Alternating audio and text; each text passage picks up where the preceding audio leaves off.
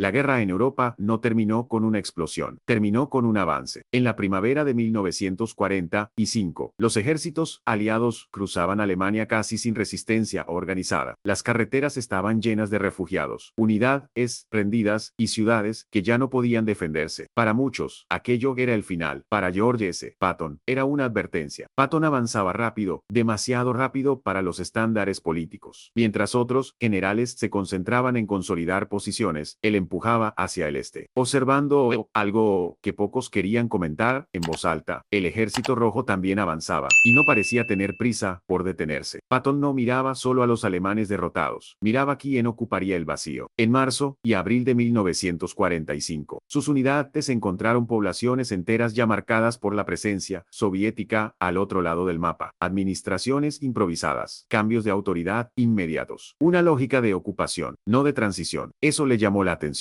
Patton había estudiado suficientes campañas como para saber que los ejércitos no improvisan su permanencia. Cuando se instalan con método, es porque planean quedarse. Mientras tanto, en los cuarteles aliados, el clima era otro. Se hablaba de finalización, de coordinación, de evitar incidentes innecesarios con los soviéticos. Patton escuchaba esas conversaciones y fruncía el ceño. Para él, evitar incidentes no era lo mismo que evitar problemas. Era, en muchos casos, aplazarlos. Ahí empezó la tensión, no una confrontación abierta, una diferencia de lectura. Patton veía un nuevo equilibrio de poder formándose en tiempo real. Otros veían la oportunidad histórica de cerrar la guerra sin abrir otra. Esa diferencia no era ideológica, era operacional. Patton estaba en el terreno de Washington, estaba exhausto. Y cuando un general en el campo ve algo que la capital no quiere ver, el problema rara vez es militar, es político. Patton empezó a comentar, primero en círculos cerrados, que Alemania estaba siendo reemplazada como amenaza, no eliminada, que el mapa no estaba quedando vacío, sino reorganizado. Esas palabras circularon rápido, demasiado rápido. En un momento en que la narrativa oficial necesitaba calma, Patton ofrecía inquietud. Y la inquietud, en 1945, era peligrosa. Mientras los periódicos anunciaban la victoria inminente, Patton miraba hacia Berlín, y más allá. No celebraba, calculaba. Eso lo convirtió, sin darse cuenta, en un hombre fuera de sintonía con su propio tiempo. Y ese desajuste sería decisivo. Mientras Patton avanzaba por Alemania con el mapa siempre abierto sobre la mesa, el verdadero mapa del futuro europeo estaba siendo trazado lejos del frente. No entre ruinas, no bajo fuego, sino en una ciudad balnearia, lejos del barro y de los cadáveres. En febrero de 1945, cuando la guerra todavía no había terminado oficialmente, Franklin D. Roosevelt viajó a Crimea para reunirse con Winston Churchill y Joseph Stalin. La reunión pasaría a la historia como la conferencia de Yalta. Ahí no se habló de tácticas, no se habló de divisiones blindadas, no se habló de velocidad de avance, se habló de algo mucho más definitivo. ¿Quién controlaría qué cuando el humo se disipara? Patton no estuvo allí, ningún general de campo lo estuvo. Eso ya dice mucho. Yalta no fue una reunión militar, fue una negociación política hecha con la guerra todavía en curso. Roosevelt llegó agotado, visiblemente enfermo, con la presión enorme de cerrar un conflicto que Estados Unidos ya sentía como interminable. Churchill llegó preocupado, consciente de que el imperio británico estaba llegando a su límite, intentando salvar márgenes de maniobra que se estrechaban cada día. Stalin llegó fuerte, con el ejército rojo ocupando media Europa oriental, sin necesidad de pedir demasiado. Y en ese contexto, se tomaron decisiones que Patton jamás habría aceptado sin discutirlas. Se acordaron zonas de influencia. Se aceptó, de facto, que Europa quedaría dividida en áreas controladas por vencedores distintos. Se priorizó la coordinación con la Unión Soviética por encima de cualquier confrontación futura. Todo bajo una lógica clara. Primero, terminar la guerra, luego, ver qué pasaba. Ese luego quedó peligrosamente abierto. Mientras tanto, Patton seguía avanzando. Sus informes empezaron a reflejar algo que en Yalta se mencionaba solo de forma abstracta. Los soviéticos no estaban simplemente liberando territorios, estaban reorganizándolos. Patton lo veía en detalles pequeños pero reveladores. Autoridad es lo que es reemplazadas de inmediato. Policías nuevas, estructuras que no parecían improvisadas. Eso no era una retirada en preparación, era una instalación. Cuando Patton expresó estas preocupaciones, primero en círculos internos, la respuesta fue siempre la misma: no provocar, no tensar la relación, no complicar las negociaciones, porque Yalta no había sido solo una reunión, había sido un compromiso. Y los compromisos, una vez firmados, se defienden, incluso cuando empiezan a incomodar. Aquí aparece una fractura clave. Patton pensaba como comandante de guerra, veía posiciones, movimientos, intenciones. Washington pensaba como arquitecto de la paz, veía equilibrios, concesiones, costos políticos. Ambos hablaban del futuro, pero no hablaban del mismo futuro. Para Patton, aceptar una ocupación prolongada sin límites claros era sembrar un conflicto conflicto nuevo. Para Roosevelt, cuestionar a Stalin en ese momento era arriesgar el cierre de la guerra. Y el cierre, en 1945, era sagrado. Esa diferencia de prioridades marcó el destino de Patton, porque cuestionar Yolta, incluso de forma indirecta, era cuestionar la única vía que parecía viable para evitar otro enfrentamiento inmediato. Patton no atacó públicamente el acuerdo, no hizo declaraciones oficiales contra Roosevelt, pero habló, comentó, insinuó, y eso fue suficiente. Eisenhower, que entendía perfectamente la brillantez militar de Patton, también entendía algo más. En ese momento, Patton se estaba convirtiendo en un problema político, no por deslealtad, por claridad excesiva. Eisenhower empezó a contenerlo, a moderarlo, a recordarle que el enemigo oficial estaba derrotado y que ahora la prioridad era mantener la alianza. Patton escuchaba y no estaba convencido, porque en el terreno, la alianza ya tenía grietas visibles. Mientras Yolta establecía un marco diplomático, el terreno estaba produciendo hechos consumados. Y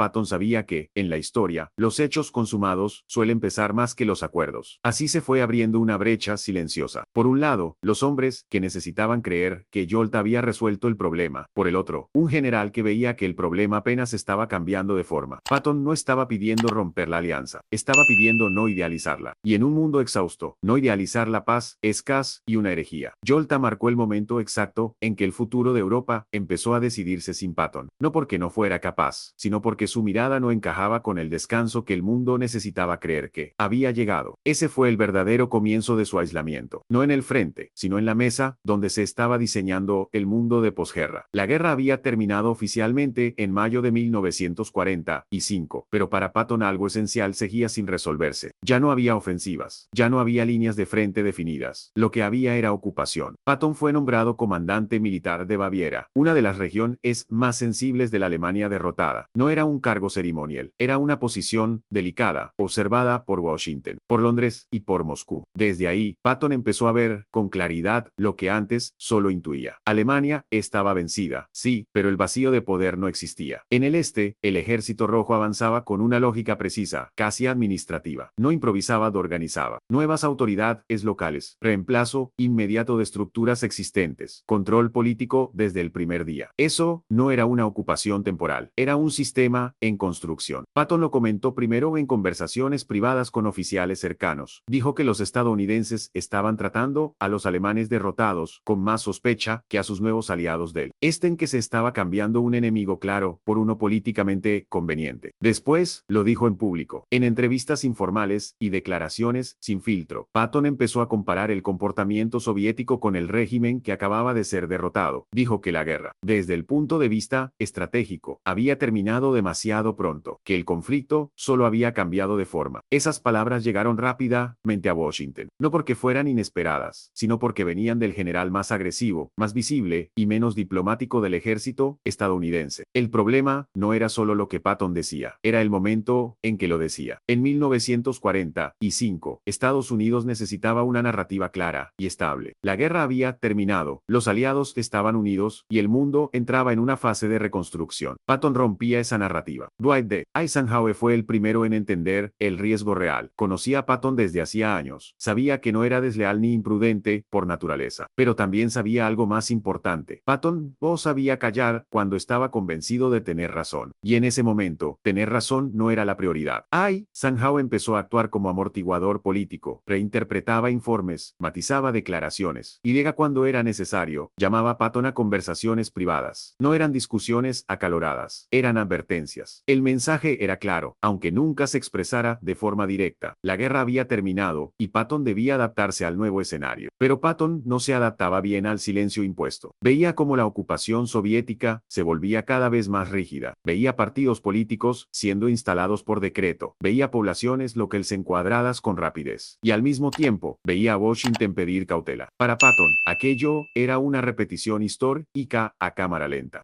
Las repeticiones históricas rara vez terminan bien. Cuando sus declaraciones empezaron a generar problemas diplomáticos, la paciencia se agotó. No hubo una destitución pública, no hubo humillación formal, hubo algo más eficaz. Patton fue apartado gradualmente. Primero, sus declaraciones comenzaron a ser monitoreadas. Luego, se limitaron sus contactos con la prensa. Después, su autoridad administrativa fue reducida. Todo se explicaba oficialmente como necesidad de disciplina y coherencia política. En la práctica, Patton estaba siendo silenciado, y eso lo afectó más que cualquier sanción formal, porque significaba que sus advertencias ya no eran solo incómodas, eran consideradas peligrosas. A partir de ese momento, Patton dejó de ser visto como un estratega necesario y pasó a ser tratado como un riesgo. No un riesgo militar, un riesgo político. Y cuando un general se convierte en riesgo político, su destino está prácticamente decidido. Patton aún tenía uniforme, aún tenía medallas, aún tenía historia, pero ya no tenía espacio. La guerra que él entendía había terminado, y llega la guerra que estaba comenzando. Nadie quería llamarla guerra. Ese fue el momento exacto en que el silencio dejó de ser circunstancial y pasó a ser impuesto, no por una orden escrita, sino por un consenso agotado. Patton seguía hablando, pero cada vez para menos gente, y Washington seguía avanzando, pero cada vez más lejos de lo que ocurría sobre el terreno. Esa distancia entre el campo y la política no era nueva en la historia, pero pocas veces había sido tan decisiva, porque ahora el precio no se pagaría en batallas, se pagaría en décadas. A finales de 1945, lo que para muchos seguía siendo una situación provisional, empezó a adquirir forma definitiva, no por un anuncio oficial, no por una declaración solemne, por hechos. Alemania, derrotada militarmente, fue dividida en zonas de ocupación claramente delimitadas. Estadounidenses, británicos, franceses y soviéticos administraban territorios distintos, con reglas distintas y objetivos que ya no coincidían del todo. Sobre el papel, esa división era temporal. En la práctica, comenzaba a solidificarse. Patton observaba el proceso desde Baviera con una mezcla de frustración y resignación. Ya no intentaba convencer a Washington. Ahora simplemente confirmaba, día tras día, que sus temores no habían sido exagerados. En la zona soviética, los cambios eran rápidos y profundos. No se trataba solo de presencia militar, se trataba de control político. Partidos alineados con Moscú asumían posiciones clave. La prensa era reorganizada. Las fuerzas de seguridad respondían a nuevas cadenas de mando. Nada de eso parecía improvisado. Mientras tanto, en el oeste, la ocupación seguía otra lógica, más lenta, más burocrática, más enfocada en reconstrucción económica y estabilidad administrativa. Dos métodos, dos visiones, dos Europas empezando a tomar forma. Y todo esto ocurría mientras el discurso oficial seguía hablando de cooperación futura y unidad entre aliados. Ahí estaba la contradicción central. En público, se insistía en que la división era un mal necesario y pasajero. En el terreno, cada decisión reforzaba la separación. Patton lo entendió antes que muchos porque conocía una verdad incómoda. Las ocupaciones temporales rara vez se desmontan solas. Requieren voluntad política activa. Esa voluntad no estaba apareciendo. Por el contrario, cada mes que pasaba, hacía más costoso revisar lo acordado, más riesgoso, más impopular. La población alemana también empezó a adaptarse. Quienes vivían en el oeste se acostumbraban a una administración y hablaba de reconstrucción y ayuda. Quienes vivían en el este aprendían rápidamente a moverse dentro de un sistema más rígido, más vigilado. Dos experiencias distintas, dos formas de entender el futuro. Y cuando las generaciones crecen bajo sistemas distintos, la reunificación deja de ser una cuestión administrativa, se vuelve psicológica. Eso fue lo que Patton había anticipado. No una división solo en mapas, sino en mentalidades. Mientras tanto, en Washington, la prioridad seguía siendo evitar cualquier choque directo con la Unión Soviética. Cada informe que sugería tensión era tratado con cautela. Cada señal de fricción, minimizada. El argumento era siempre el mismo: no escalar, no provocar, no repetir el pasado. Ese argumento tenía peso. Nadie quería otra guerra. Pero también tenía un efecto secundario peligroso. Convertía la inacción en política. La división de Alemania empezó a normalizarse. Primero como solución práctica, luego como realidad incómoda, finalmente como estructura asumida. Lo mismo ocurrió en el resto de Europa Oriental. País tras país fue quedando bajo influencia soviética, no por invasiones espectaculares, sino por procesos graduales, legales en apariencia, irreversibles en la práctica. Elecciones controladas, gobiernos alineados, presencia militar constante, todo dentro de marcos que, oficialmente, seguían siendo temporales. Pero lo temporal ya llevaba demasiado tiempo. Patton ya no estaba en posición de influir. Observaba desde la distancia como el escenario que había descrito se materializaba sin resistencia efectiva. No había traición explícita, no había conspiración abierta, había cansancio. Un cansancio que prefería aceptar una división estable antes que enfrentar un conflicto incierto. Y ese cansancio empezó a moldear la política europea de posguerra. Lo que había nacido como una solución para ganar tiempo se convirtió en una forma de vida. La línea que cruzaba Alemania no era solo una frontera militar, era una frontera de expectativas. De un lado, la idea de reconstrucción abierta y elección. Del otro, la idea de orden y control como garantía de estabilidad. Dos narrativas, dos futuros. Y cuanto más tiempo pasaba, más difícil resultaba imaginar que aquello pudiera revertirse sin consecuencias graves. Para Patton, eso ya no era una hipótesis, era un hecho consumado. Y los hechos hechos consumados en historia pesan más que cualquier advertencia ignorada. A medida que avanzaba la segunda mitad de la década de 1940, la división europea dejó de ser un asunto exclusivamente alemán. Se volvió sistémica. Lo que había comenzado como una administración de territorios derrotados empezó a transformarse en un nuevo orden internacional, no declarado, no firmado en un solo documento, pero claramente visible. En 1947, Estados Unidos anunció el Plan Marshall, una iniciativa económica masiva destinada a reconstruir Europa Occidental y evitar el colapso social que había seguido a la Primera Guerra Mundial. No era solo ayuda, era estrategia. Washington había aprendido una lección dolorosa. La miseria prolongada crea radicalización. El Plan Marshall buscaba estabilidad, pero también alineamiento. Quien aceptaba la ayuda, aceptaba el modelo. La Unión Soviética rechazó el plan no solo para sí misma, sino para los países bajo su influencia. Ese rechazo marcó una frontera invisible que pronto sería imposible de ignorar. Europa ya no estaba solo dividida por ejércitos, estaba dividida por sistemas económicos, políticos y ideológicos. Dos mundos empezaban a mirarse con desconfianza abierta. Para Patton, ya retirado de cualquier rol decisorio, aquello no era una sorpresa, era la confirmación. La cooperación de posguerra estaba siendo reemplazada por competencia estructural. No había declaraciones de guerra, no había movilizaciones masivas, había desconfianza permanente. Cada movimiento de un lado era interpretado como amenaza por el otro. Cada iniciativa defensiva se leía como provocación. Así nació lo que más tarde se llamaría la Guerra Fría, no como un evento puntual, sino como una acumulación de decisiones que ya no podían deshacerse sin riesgo extremo. La división de Alemania se volvió permanente en la práctica, aunque todavía no en el nombre. En Berlín, una ciudad ocupada por cuatro potencias, se convirtió en símbolo de esa tensión. Bloqueos, puentes aéreos, advertencias diplomáticas constantes, todo sin un solo disparo directo entre los antiguos aliados. Era exactamente el tipo de conflicto que Patton había temido. Una guerra sin frentes claros, sin resolución rápida y con consecuencias prolongadas. Mientras tanto, la narrativa oficial insistía en la palabra que lo había iniciado todo: estabilidad. Se hablaba de contención, de disuasión, de evitar errores del pasado. Pero el costo de esa estabilidad empezaba a hacerse visible. Europa Occidental avanzaba económicamente, sí, pero vivía bajo la sombra constante de un enfrentamiento mayor. Europa Oriental quedaba atrapada en sistemas cerrados, con poca capacidad de decisión autónoma. Dos Europas, dos trayectorias históricas que ya no se tocaban. Patton, desde la distancia, veía como su advertencia inicial había sido absorbida por la realidad sin que nadie se lo reconociera. No porque estuviera completamente en lo correcto, sino porque el sistema ya no permitía revisiones profundas. La lógica de bloques había reemplazado la lógica de alianzas circunstanciales.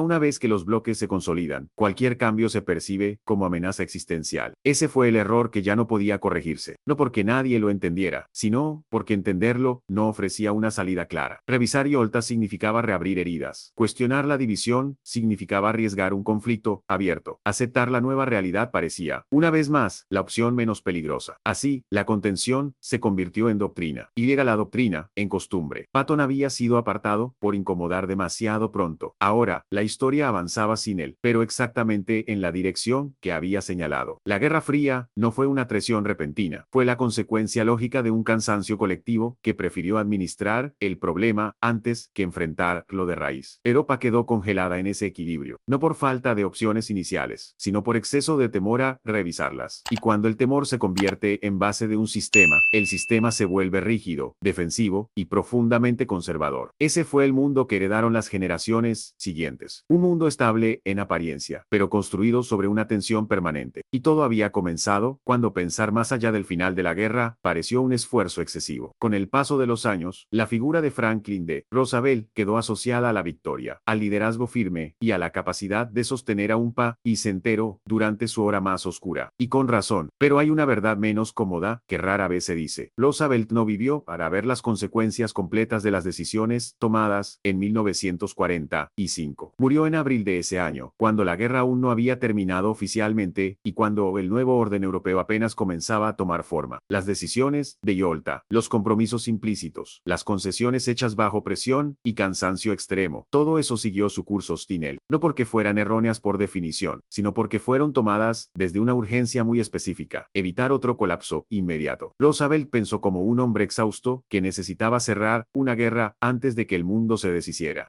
En ese contexto, la estabilidad parecía más valiosa que la claridad. Patton, en cambio, pensaba como alguien que no podía dejar de mirar el siguiente movimiento, no porque después despreciara la paz, sino porque entendía que una paz mal construida no elimina el conflicto, solo lo aplaza. Esa diferencia no fue ideológica, fue humana. Uno estaba agotado, el otro, inquieto. La historia eligió escuchar al cansancio. Patton no cayó en desgracia por traición, ni por incompetencia. Cayó porque representaba una incomodidad que el mundo de posguerra no podía permitirse. Sus advertencias exigían energía, exigían confrontar al aliado incómodo, exigían aceptar que el conflicto no había terminado del todo. Y nadie quería escuchar eso en 1945. El resultado fue un mundo que aprendió a vivir dentro de límites aceptados, sin discusión. Un mundo dividido en bloques. Un mundo donde la palabra estabilidad justificaba casi cualquier inmovilidad. Europa creció, se reconstruyó, prosperó en muchos sentidos, pero también quedó atrapada durante décadas en una tensión que nunca resolvió de raíz. La Guerra Fría no fue un accidente, fue la consecuencia acumulada de decisiones tomadas cuando pensar más allá del presente parecía demasiado costoso. Patton no fue el profeta glorioso que algunos quisieron ver después, tampoco el general imprudente que otros prefirieron recordar. Fue algo más simple y más incómodo. Un hombre que habló antes de que el mundo estuviera listo para escuchar. Y la historia suele castigar a ese tipo de hombres con el silencio, no con juicios, no con condenas públicas, con olvido. Durante años, Patton fue recordado por su temperamento, por sus excesos, por sus discursos incómodos, mucho menos por la pregunta central que había planteado. ¿Qué pasa cuando se gana una guerra? Pero no se define con claridad lo que viene después. Esa pregunta siguió sin respuesta durante décadas. Europa vivió bajo su sombra. Generaciones enteras crecieron dentro de un orden que parecía natural porque nunca se les mostró una alternativa clara. Y cuando ese orden empezó a mostrar grietas, el origen del problema ya estaba demasiado lejos como para corregirlo sin riesgos enormes. Ese es el legado real de 1945. No una traición puntual, no un acuerdo secreto en una habitación oscura, sino una elección colectiva por el descanso, por el silencio, por la administración del problema en lugar de su resolución. Roosevelt representó la necesidad de cerrar una era. Patton representó la incapacidad de fingir que todo estaba resuelto. Europa heredó ambos impulsos y todavía vive con esa contradicción. Esta historia no ofrece consuelo fácil, no señala culpables simples, no promete finales limpios, ofrece algo más honesto. La idea de que las decisiones que definen el mundo rara vez se toman en momentos de lucidez absoluta, casi siempre se toman en momentos de cansancio, y que ese cansancio, aunque comprensible, deja huellas largas. Aquí termina este relato, no con una explosión, no con una victoria definitiva, con una reflexión incómoda, porque a veces lo más peligroso no es perder una guerra, sino creer que ya no hace falta seguir pensando.